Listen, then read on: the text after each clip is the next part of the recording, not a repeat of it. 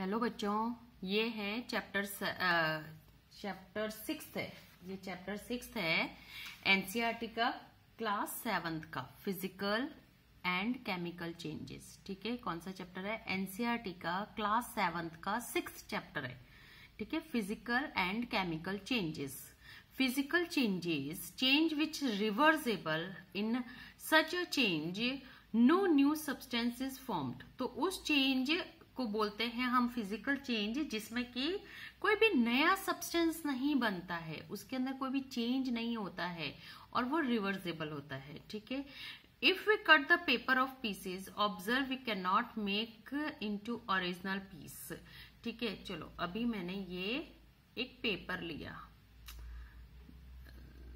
ठीक है, ये यहाँ पे मैंने एक पेपर लिया, ये पेपर लिया।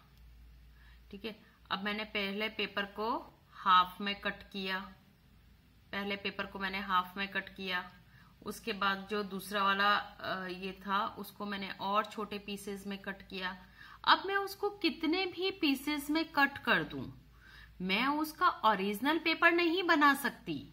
ठीक है, उसको वापस पेपर में नहीं बना सकती मैं, लेकिन इसका छोटे से छोटा पीस और बड़े से बड़े पीस का जो सब्सटेंस है वो सेम है, उसमें कुछ भी चेंज नहीं हुआ है। ठीक है, तो वो फिजिकल चेंज है। अभी जैसे टीचर पहले ब्लैक बोर्ड पे, अभी तो इलेक्ट्रिकल बोर्ड वगैरह हो गए हैं, पहले टीचर ब्लैक बोर्ड पे चौक से लिखती थी, वो नीचे चौक का चूरा गिरता था, चौक पाउडर जो नीचे गिरता था, अगर आप उसके अंदर थोड़ा सा पानी मिला के उसको वापस से रोल कर लो और उसको फिर से सूखने दो तो वो फिर से चौक बन जाएगी। ठीक है, तो चौक स्टिक को चौक पाउडर बनाओ और चौक पाउडर से अगर उसके अंदर आप ऐड करके रोल करोगे तो वो फिर से चौक स्टिक बन जाएगी। तो वो भी फिजिकल चेंजेस है। फिर जैसे आपने आइस क्यूब लिया, ठीक है, फिर उसको मेल्ट किया तो वो वाटर बन गया, तो उसका स्टेट ऑफ मैटर जो है वो सॉलिड से लिक्विड में हुआ है, लेकिन जो वाटर के सब्सटेंस है, जो उसके अंदर जो वाटर के मॉलिक्यूल्स है वो थोड़े ना चेंज हुए हैं। और फिर अगर उस वाटर को आप वापस से फ्रिज में रखोगे वो फिर से सॉलिड में बन जाएगा। तो इसमें वाटर के मॉलिक्यूल्स चेंज नहीं हुए हैं, सिर्फ स्टेट ऑफ मैटर चेंज हुआ है कि सॉलिड से लिक्विड है, लिक्विड से वापस सॉलिड में है। तो ये भी फिजिकल चेंजेस है। ठीक है, फिर जैसे वाटर वेपर वाटर अगर आप हीट करते हो तो आपको पता है कि अगर आप हीट करते हो तो वेपर बन के ऊपर जाता है। अगर आपने ऊपर कोई लीड रखा है तो यहाँ पे वाटर ड्रॉपलेट जाती है। आपकी मम्मी खाना बनाती है तब आपने मोस्टली देखा होगा कि ऊपर ढक्कन लगाती है और जब उस ढक्कन को हटाते तो उसके ऊपर पानी की बूंदें होती है, क्योंकि वो एयर के इसमें से ठंडा होता है और यहाँ से जो गर्म हवा जाती है वो यहाँ पर कूल होती है और कूल होकर वापस वाटर में चेंज होती है। तो उसके वेपर में और वाटर में जो वाटर के मॉलिक्यूल्स है वो चेंज नहीं हुए हैं। तो ये क्या हो गया, ये सिर्फ स्टेट ऑफ मैटर चेंज हुआ है। तो ये क्या है? Physical changes. ठीक है, अब केमिकल चेंजेस। केमिकल चेंजेस में क्या होता है कि जब आप उसके अंदर कुछ चेंज करते हो तो एक नया फॉर्मेशन बनता है, नया सब्सटेंस बनता है, तो उसको केमिकल चेंजेस बोलते हैं। ठीक है, यहाँ पे कुछ साइंटिफिक एग्जांपल्स है, ठीक है, जो लैब वगैरह में होते हैं। और अब तुम वैसे भी 7th स्टैंडर्ड में आ गए हो, बड़ी क्लास में आ गए हो, तो तुम अब लैब वगैरह में ये एक्सपेरिमेंट तुमको करवाते हैं।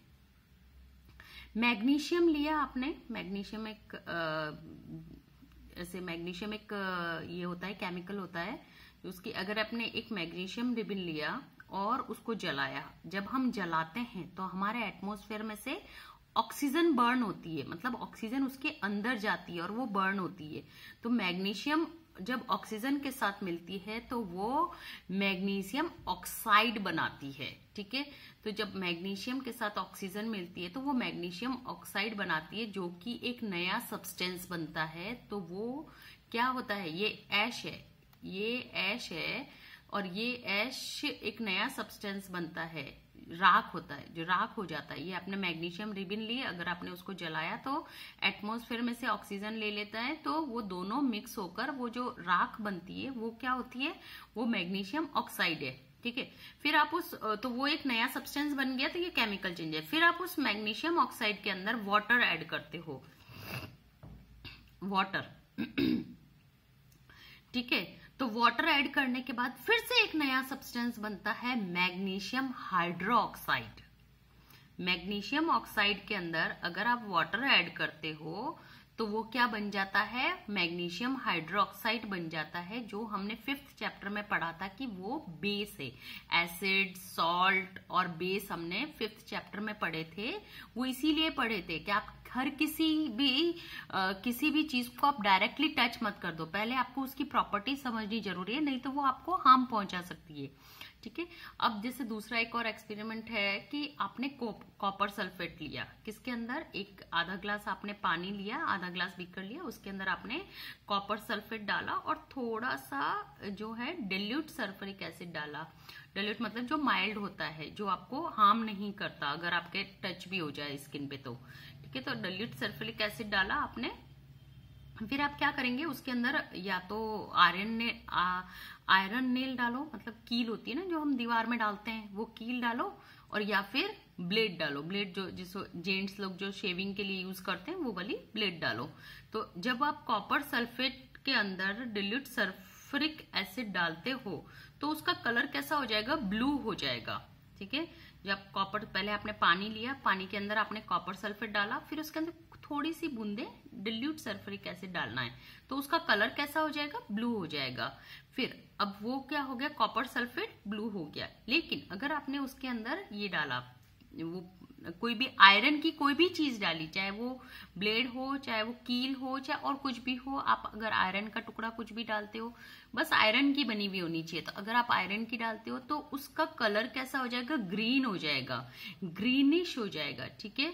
और वो ब्लेड होती है ना, ब्लेड के ऊपर ऐसे ब्राउन ब्राउन कलर के ऐसे ये हो जाएंगे, पाउडर जैसा आ जाएगा।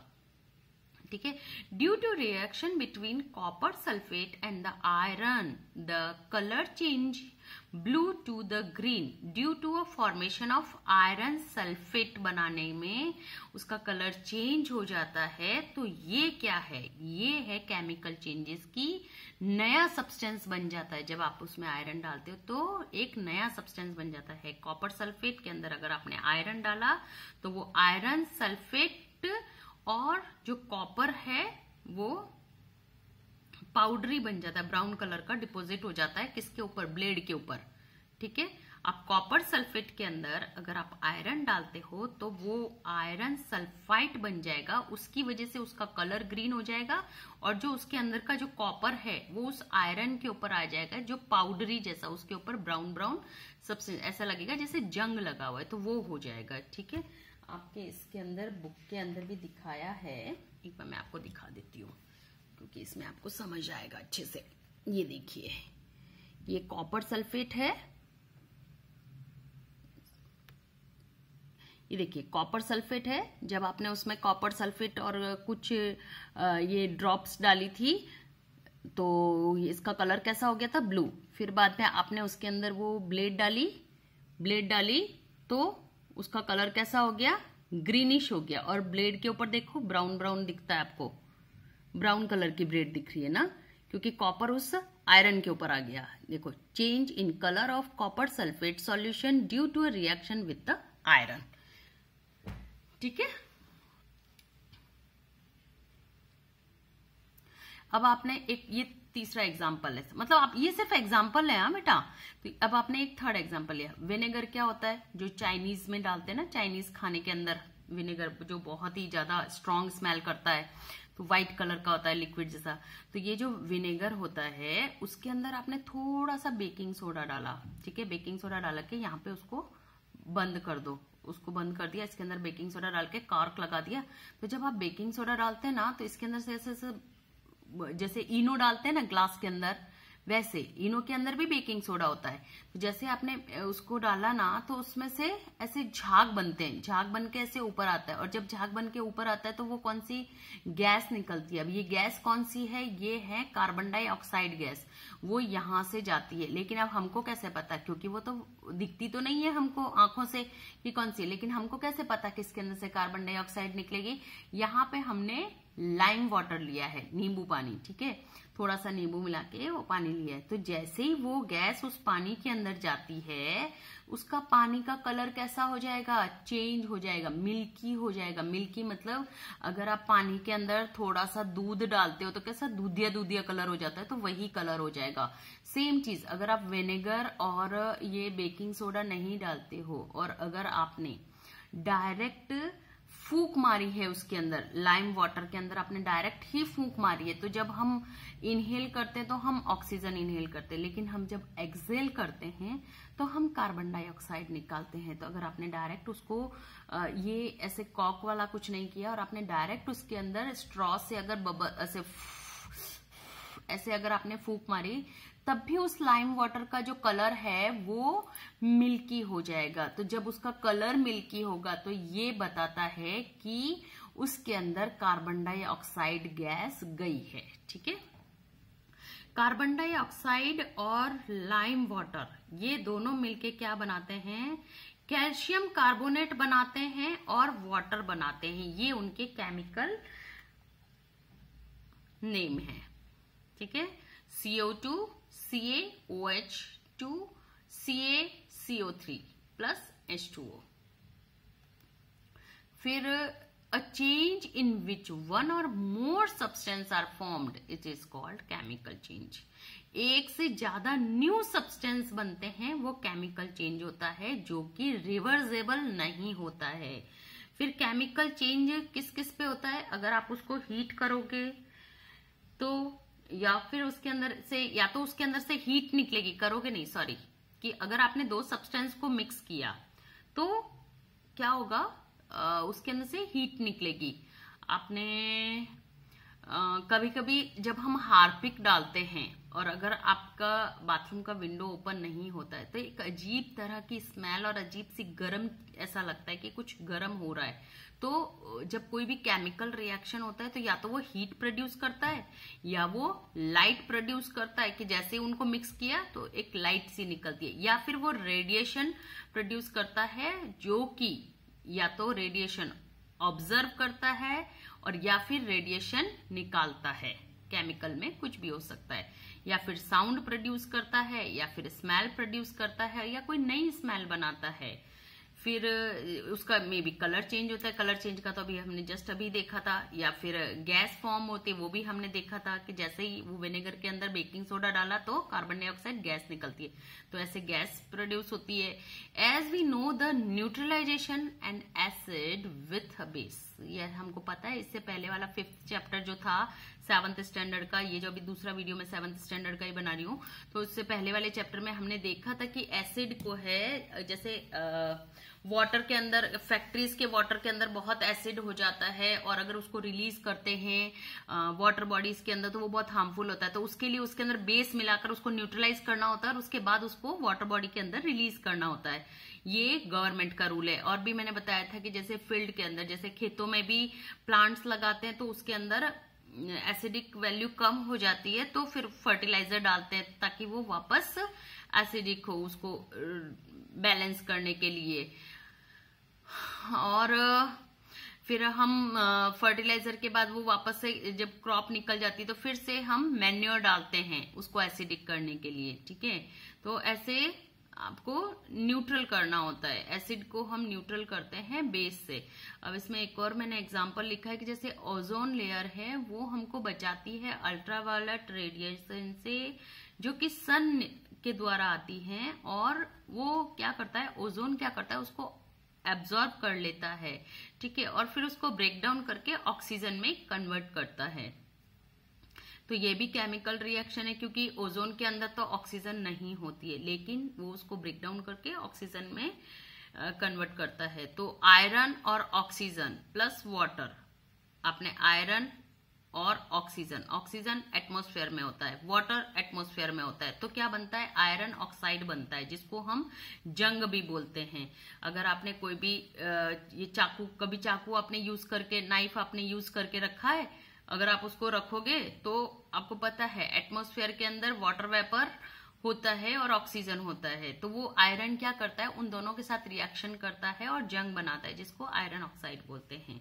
और हमको इन रस्टिंग से बचाने के लिए हम उसके ऊपर या तो ग्रीसिंग करते हैं। ग्रीसिंग किस में होती है, बहुत सारी चीजों में होती है। देखो जैसे अगर आपने डोर बनाया है, अपने घर के बाहर कोई डोर है या फिर कोई शटर है, तो वो शटर सब लोहे के बने हुए होते हैं, क्योंकि आयरन सबसे ज्यादा मजबूत होता है सारे मेटल्स में, तो लोहे का होता है। उसके अंदर अगर आप ग्रीसिंग नहीं करोगे तो वो जंग आ जाएगा, जंग आने की वजह से वो मूव नहीं होगा। तो हम क्या करते हैं, उसके अंदर ग्रीस डालते हैं। जैसे जितने भी पार्ट्स होते हैं, व्हीकल्स के पार्ट्स होते हैं, डोर्स होते हैं, तो हम उनको ग्रीसिंग करके उसको सेव करते हैं, ताकि वो रस्टिंग से ना हो, रस्टिंग नहीं हो उनके अंदर ऑक्सीजन के साथ रिएक्ट करके।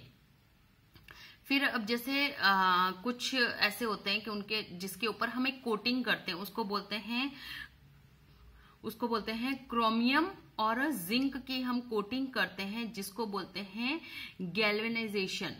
ठीक है, अगर हम किसी आयरन के ऊपर क्रोमियम और जिंक की कोटिंग करते हैं तो उसको बोलते हैं गैल्वेनाइजेशन। ये भी एक चीज आपको याद रखनी है। फिर है स्टेनलेस स्टील, जो बनता है आयरन के साथ विद कार्बन और मेटल्स का। आयरन, ऐसा आयरन जो कि कार्बन और क्रोमियम और निकल और मैग्नीज को मिक्स करके बनाया जाता है, जो कि रिएक्ट नहीं करता है ऑक्सीजन के साथ और रस्टिंग से बचाता है। तो हम मोस्टली हमने देखा होगा कि कभी बोलते हैं कि ये स्टेनलेस स्टील का बर्तन है। आपने अपनी मम्मी से और ऐसे सुना होगा कि स्टेनलेस स्टील का बर्तन है, जो कि जल्दी रिएक्ट नहीं करता है, लेकिन बहुत टाइम बाद करता है स्टेनलेस स्टील। ऐसा नहीं है कि वो बिल्कुल नहीं, डिपेंड करता है कि आपने उसके ऊपर कौन सा केमिकल, कौन सा मेटल कितना मिक्स किया है। ठीक है, फिर है क्रिस्टलाइजेशन। अभी क्रिस्टलाइजेशन क्या है, एक फिजिकल चेंजेस है। उसमें क्या होता है कि जैसे कि हमको पता है कि हमको सॉल्ट कहाँ से मिलता है, सी वाटर से मिलता है। और वो कैसे मिलता है, वो इवापोरेशन की वजह से मिलता है कि उसके अंदर का पानी पूरा उड़ जाता है, तो पीछे का जो होता है वो क्रिस्टल में बन जाता है। ठीक है, which is not a pure shape, मतलब उसका प्योर शेप नहीं होता कोई भी, बस क्रिस्टल जैसा होता है, ऐसे पत्थर के जैसा होता है। तो we can form the solution. वो जो ये क्रिस्टलाइजेशन है, जो एक प्योर सब्सटेंस से बनता है, इसीलिए उसको फिजिकल चेंजेस कहते हैं। जैसे एक यहाँ पे क्रिस्टलाइजेशन कैसे करते हैं वो मैंने बताया, अभी यहाँ पे सॉल्ट वाला बताया, एक ही दूसरा है कि आप एक हाफ ग्लास ऑफ वाटर ले लो बीकर के अंदर। ठीक है, फिर उसके अंदर कुछ ड्रॉप क्या डालना है आपको, डिल्यूट सल्फ्यूरिक एसिड डालना है। कुछ आपको ड्रॉप्स डिल्यूट सल्फ्यूरिक एसिड डालना है। ठीक है, और उसको हीट करना है। ठीक है, जब वो हीट होके मतलब बॉईल होना शुरू हो जाए, तो आपको उसके अंदर क्या डालना है, कॉपर सल्फेट पाउडर डालते रहना है और हिलाते रहना है जब तक हिलाना है, जब तक कि उसके अंदर अभी वो मिक्सचर होना, जो मिक्सचर है वो मतलब उसके अंदर मिक्स होना बंद हो जाए, तब तक आपको उसके अंदर डिल्यूट सल्फ्यूरिक एसिड डालते रहना है, जब तक कि उसके अंदर पूरा वो डिसॉल्व होना रुक ना जाए। ठीक है, फिर उसको छानना है और छान के उसको ठंडा होने के लिए रखना है। फिर कुछ टाइम बाद आप देखोगे कि कॉपर सल्फेट जो था ना, वो क्रिस्टल में चेंज हो गया, ऐसे पत्थर जैसा बन गया है, जिसके बहुत सारे लोग आजकल ऑर्नामेंट्स वगैरह भी बनाते हैं। ठीक है, तो अब क्रिस्टलाइजेशन की एक अच्छे से डेफिनेशन क्या है, crystallization is the process of a formation of a large crystal in pure substance या pure state from their solutions. ठीक है, तो उस सॉल्यूशन के अंदर से जो प्योर सब्सटेंस है वो बाहर निकालना क्रिस्टलाइजेशन है। ठीक है, तो जैसे ग्रीन लीफ है, अब अगर वो येलो में चेंज हो गई है तो क्या वो रिवर्स हो सकती है, नहीं, it can not be reverse. So ये केमिकल चेंजेस। अभी ब्रोकन पेंसिल, अब वो पेंसिल ब्रोक हो गई है, लेकिन पेंसिल का जो भी टुकड़ा है, चाहे वो छोटा से छोटा टुकड़ा हो चाहे बड़े से बड़ा टुकड़ा हो, क्या उसके अंदर के सब्सटेंस चेंज हुए हैं, सब्सटेंस कुछ भी चेंज हुए हैं क्या, नो। तो वो क्या है, फिजिकल चेंजेस। फिर मेल्टिंग बटर, अब बटर को मेल्ट किया तो उसके अंदर के सब्सटेंस चेंज हुए क्या, नहीं। आप उस बटर को वापस से फ्रिज में रखोगे तो फिर से वो बटर बन जाएगा। तो ये क्या है, फिजिकल चेंज है। फिर बर्निंग वुड, जो आपने लकड़ी जलाते हो, अब लकड़ी तो आपने जला ली, लेकिन आप उसको जो जलने के बाद उस राख को वापस वुड में चेंज कर सकते हो? नहीं। और ये हमको पता है कि जलने के लिए एटमॉस्फेयर से ऑक्सीजन लेनी होती है, तो ऑक्सीजन के साथ चीजें रिएक्ट करती हैं और एक नया सब्सटेंस बनाती है। तो इसमें न्यू सब्सटेंस फॉर्म होता है, न्यू सब्सटेंस फॉर्म होता है। तो ये क्या हो गया, केमिकल चेंज हो गया। ठीक है, भूल मत जाना कि जलने के लिए ऑक्सीजन नहीं चाहिए होता है। अगर आपने ऑमलेट बनाया अंडे से, तो क्या आप उस ऑमलेट को वापस अंडा बना सकते हो? नहीं। तो वो क्या हो गया, केमिकल चेंज हो गया। फिर वाटर को आपने फ्रीज किया तो आइस बनाया, लेकिन क्या आइस को बनाते वक्त क्या आइस के या वाटर के मॉलिक्यूल्स चेंज हुए हैं? क्या उसमें कुछ और चेंज आया है क्या? नहीं। अगर आप उस आइस को वापस मेल्ट करोगे वो फिर से वाटर बन जाएगा, तो वो फिजिकल चेंज है। फिर melting ice cream, physical change. Breaking glass, अब ग्लास के कितने भी टुकड़े हो गए हों, लेकिन क्या उसके अंदर का कुछ भी अंदर से कुछ चेंज हुआ है क्या? नहीं। उसके जितने भी ये हैं जो भी पार्टिकल हैं, वो कितना छोटे से छोटा टुकड़े का पार्टिकल और बड़े से बड़े टुकड़े का पार्टिकल के अंदर के मॉलिक्यूल सेम हैं, तो वो भी ये है, फिजिकल चेंज है। फिर कटिंग वुड, ये भी फिजिकल चेंज है। फिर बेंडिंग वायर, अगर वायर को बेंड कर दिया तो कोई कुछ चेंज हुआ क्या? नहीं, तो ये भी फिजिकल चेंज है। फिर बर्निंग ऑफ पेपर, अब पेपर बना दिया तो ऑक्सीजन लग गया, वेपर लग गया, वाटर वेपर लग गया, तो उसके अंदर फॉर्मेशन चेंज हो गया, न्यू सब्सटेंस बन गया, तो वो केमिकल चेंजेस हो गया। फिर रस्टिंग ऑफ आयरन, जो हम वापस आयरन पे जंग लगने के बाद में हम वापस उसको नहीं कर सकते, लोहा नहीं बना सकते, तो वो केमिकल चेंजेस हो गया। राइस बना दिए तो वापस कच्चे राइस कर सकते हैं क्या? नहीं। तो फिर से वो केमिकल, क्योंकि उसको वाटर के अंदर बॉईल किया है तो नया सब्सटेंस बन गया है, वाटर के अंदर का ऑक्सीजन और हाइड्रोजन के साथ रिएक्ट हुआ है।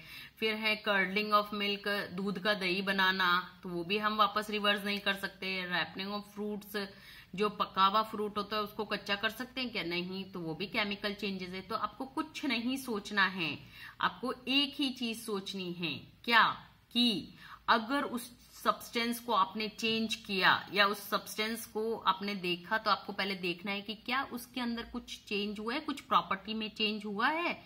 अगर प्रॉपर्टी में चेंज नहीं होता है तो वो क्या है, वो फिजिकल चेंजेस है। जैसे क्रिस्टलाइजेशन, अब क्रिस्टलाइजेशन में शेप तो चेंज हो जाता है कि लिक्विड से वो क्रिस्टल में चेंज हो गया, लेकिन वो उसके अंदर के जो सब्सटेंस है वो थोड़ा ना चेंज हुआ है, तो वो फिजिकल चेंजेस है। ठीक है, और तो आज हमने क्या क्या पढ़ा वो लिख लेते हैं हम फटाफट से। आज हमने पढ़ा केमिकल चेंजेस,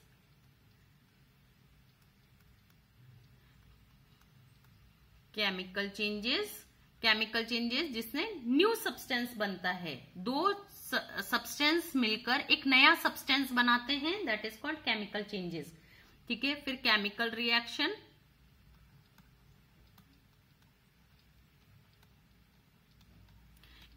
रिएक्शन, जो एटमॉस्फेयर से वाटर और वेपर के साथ रिएक्ट करते हैं या फिर किसी और सब्सटेंस से मिक्स होकर कुछ रिएक्शन करते हैं, तो वो केमिकल रिएक्शन हो गया। फिर है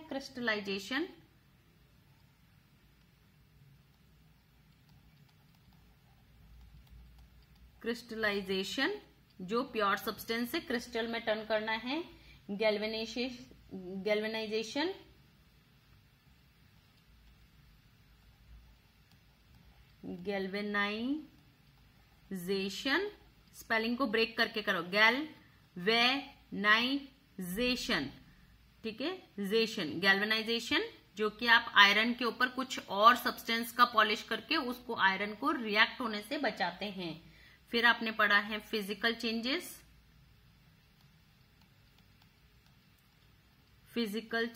अगर आप किसी भी चीज के कितने भी पीसेस कर दो, फिजिकल चेंजेस, अगर आप जैसे पेपर के आपने कितने भी पीस कर दिए, आपने लकड़ी के कितने भी पीस कर दिए, आपने पेंसिल के कितने भी पीस कर दिए, तो हर एक पीस के जो अंदर का सब्सटेंस है वो सेम टू सेम है, उसमें कोई भी चेंजेस नहीं हुआ है, तो वो फिजिकल चेंज है। ठीक है। रस्टिंग, जो आयरन के ऊपर जो रस्टिंग होती है, कॉपर पे ऊपर जो ग्रीनिश आता है, वो भी एक केमिकल चेंजेस है, क्योंकि एटमॉस्फेयर से ऑक्सीजन के साथ रिएक्ट करके कॉपर के अंदर एक ग्रीनिश सब्सटेंस आ जाता है। ठीक है। तो आई होप आपको ये समझ में आ गया होगा।